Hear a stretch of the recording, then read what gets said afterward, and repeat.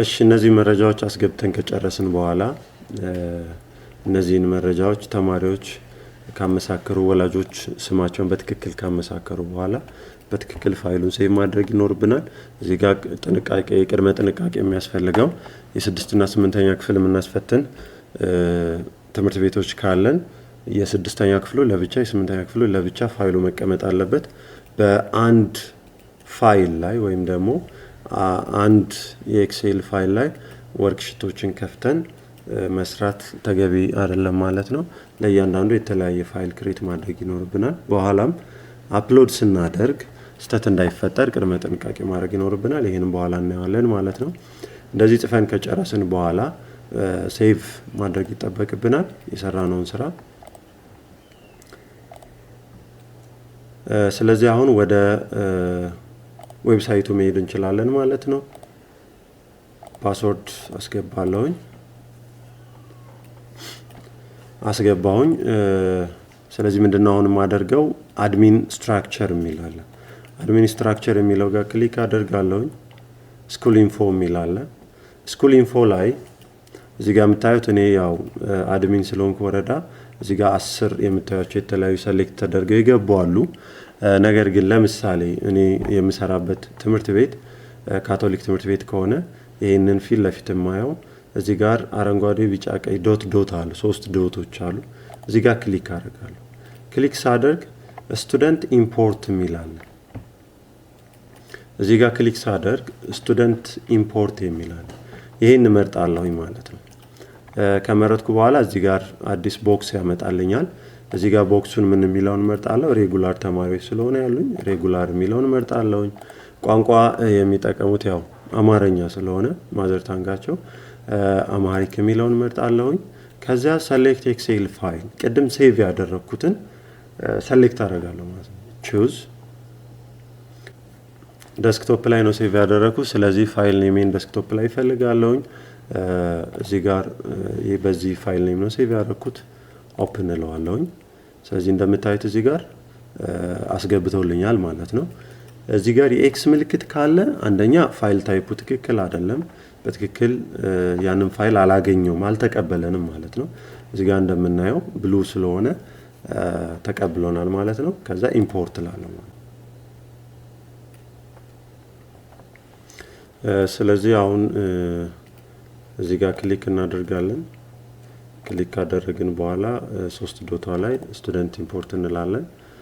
ፕሮግራም የሚለውን ሬጉላር ከሆነ ሬጉላር፣ ፕራይቬት ከሆነ ፕራይቬት፣ ናይት ከሆነ ዲስታንስ ከሆነ እንመርጣለን። 4 አማራጮች አሉ። 4 አማራጮቹ መካከል በአብዛኛው ሬጉላር ስለሆነ እሱን እንመርጣለን። ቋንቋ አማርኛ። ከዛ ፋይል እኔ ሴቭ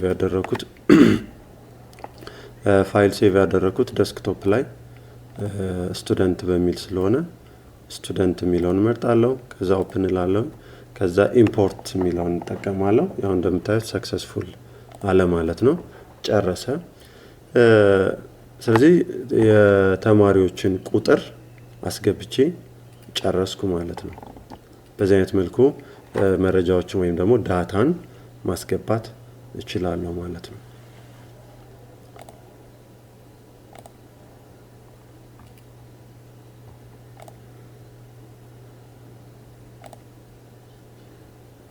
እሺ አስገብቼ ጨረስኩኝ። ስለዚህ በመቀጠል ምን ማድረግ እችላለሁኝ? አሁን በትክክል ያስገባሁት ዳታ ትክክል ነው ወይ እንዴ የሚለውን ለማየት ለማረጋገጥ ከፈለኩኝ ኤግዛም የሚለውን እመርጣለሁኝ። ኤግዛም ቴከርስ የሚለውን እመርጣለሁኝ። ስቱደንትስ የሚለውን ክሊክ ሳደርግ እዚህ ጋር ስሞች በአይዲያቸው ቅደም ተከተል እዚህ ጋር መረጃዎች ሙሉ በሙሉ ገብተዋል ማለት ነው። እንደምታዩት በዚህ መሰረት ገብቷል። ምናልባት ስህተቶች ካሉ ችግሮች ካሉ ማስተካከል ይቻላል ማለት ነው። ክፍተት ካለ ወይም ችግር ካለ ኤዲት ማድረግ ይቻላል ማለት ነው። ይሄንን ኤዲት ለማድረግ በመጀመሪያ ኤዲት ማድረግ እንችላለን ማለት ነው። በመጀመሪያ ችግር ያለበትን ማየት ይኖርብናል። ምክንያቱም ለምሳሌ ብላይንድ የሚል ሳይት ላይ ካስገባን ተማሪው ነገር ግን የማየት ችግር የሌለበት ካለ ነገር ግን ተማሪ የማየት ችግር ከሌለበት ችግር ይፈጥራል ማለት ችግር የሚፈጥረው ምንድነው? ሂሳብ ትምህርትና የጀነራል ሳይንስ ትምህርቶችን መፈተን አይችልም ማለት ነው። ማየት የተሳናቸው ተማሪዎች አሁን ስለማይፈተኑ ይሄ ልጅ ይሄን ፈተና ተቀባይነት አያገኝም ማለት ነው። ስለዚህ ጥንቃቄ ማድረግ ይኖርብናል ማለት ነው። ስለዚህ ብላይንድ ላይ ችግር ካለ ምን አድርጋለሁ? እዚሁ ኤዲት ማድረግ እችላለሁ ማለት ነው።